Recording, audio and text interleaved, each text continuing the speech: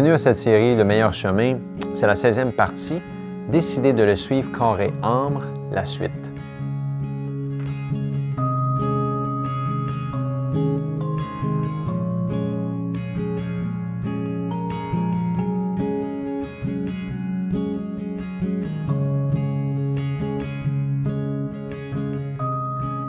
Ce message est la suite de Décider de le suivre corps et âme.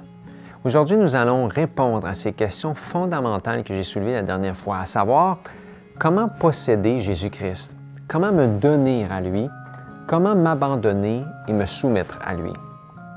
D'abord, nous avons reconnu que la repentance produit le désir d'entrer en communion avec Jésus-Christ et nous pousse à choisir de le connaître et de le suivre. L'amour de Christ nous presse à connaître et à faire sa volonté. Nous avons démontré que Dieu désire nous pardonner, nous guérir, nous rendre libres et opérer une transformation complète de notre nature, mais il faut que nous nous abandonnions entièrement à lui, corps et âme. Tout ce processus commence dans le lobe frontal, le siège de la raison, la conscience et la volonté. Lisons un texte dans Éphésiens 4, 20 à 24.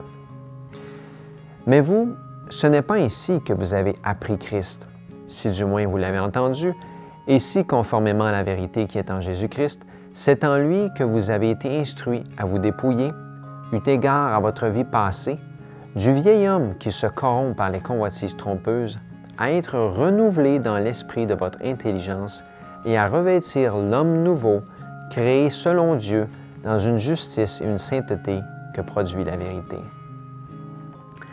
Quel texte merveilleux! Les instructions du Christ indiquent que pour devenir une nouvelle personne, nous devons nous dépouiller, nous débarrasser du vieil homme ou de la vieille femme. L'esprit de vérité passe par notre intelligence pour opérer ce processus de transformation qui nous rend justes et saints. Dans Romains 12, 2, on retrouve le même principe, que nous sommes transformés par le renouvellement de notre intelligence, notre pensée. Et oui, Dieu fait appel à notre intelligence et à notre conscience. Venez et discutons, dit l'Éternel, dans Ésaïe 1, 18. Certaines versions utilisent le verbe dialoguer, plaider, avec raison ou réflexion. Il veut une relation intelligente accompagnée d'un service volontaire avec bon cœur. Dieu nous a donné le libre arbitre et de plus, une soumission forcée empêcherait le vrai développement intellectuel et moral de l'homme. Désireux d'accomplir sa volonté en nous, il nous invite à nous donner à lui. Voici la clé. Je lis Le meilleur chemin, page 45. Vous désirez vous donner à lui, mais vous êtes faible moralement, esclave du doute et sous l'empire des habitudes de votre vie de péché. Vos promesses et vos résolutions sont comme des toiles d'araignée. Vous ne pouvez dominer vos pensées, vos impulsions, vos affections.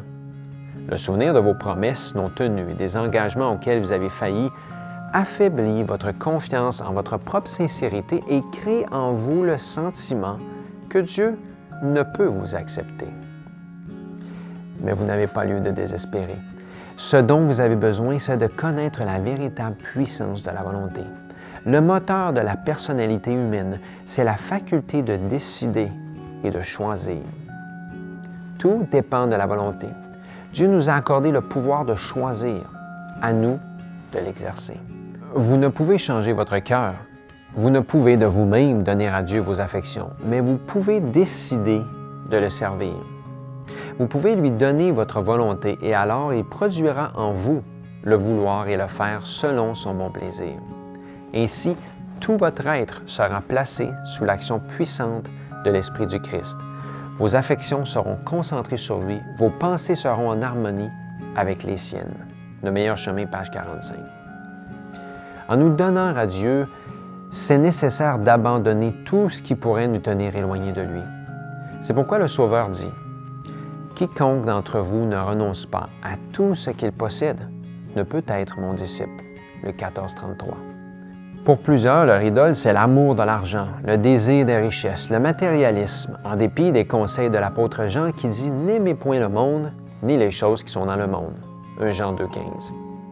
D'autres adorent la gloire, le prestige ou les honneurs mondains.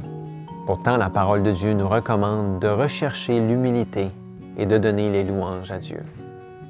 D'autres encore veulent une vie facile, sans responsabilité et cherchent le plaisir et l'amusement. De plus, la majorité des gens font de leur ventre un Dieu et transgressent la loi divine par l'appétit, malgré la mise en garde de Jésus contre les excès du manger et du boire et les soucis de la vie.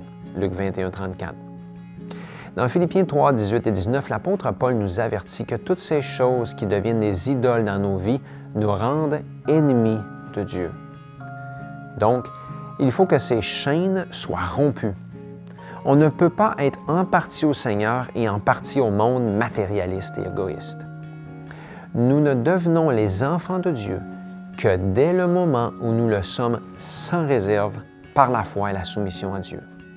Nous devons mourir au moi et à nos idées et décider de le suivre et de choisir de faire sa volonté. Un meilleur chemin, page 42. Chers amis, désirer la bonté et la sainteté, c'est bien, mais si ça s'arrête là, ça ne sert à rien. Des milliers de personnes qui auront espéré devenir chrétiens et désiré l'être seront perdus parce qu'ils n'auront pas décidé sérieusement d'être chrétiens et n'auront pas soumis leur volonté entièrement à Dieu. Je lis Le meilleur chemin, page 46.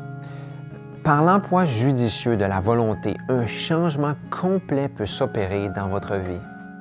En soumettant votre volonté à Jésus-Christ, vous vous unissez à une force qui est supérieure à toutes les principautés et à toutes les puissances. La force d'en haut vous sera communiquée pour vous rendre inébranlable. Et ainsi, en vous remettant constamment entre les mains de Dieu, vous serez mis à même de vivre la vie nouvelle, à savoir la vie de la foi. L'Écriture sainte nous précise 4 fois que le juste vivra par la foi. Je vous invite à vivre par la foi et à choisir de suivre Jésus sur le meilleur chemin.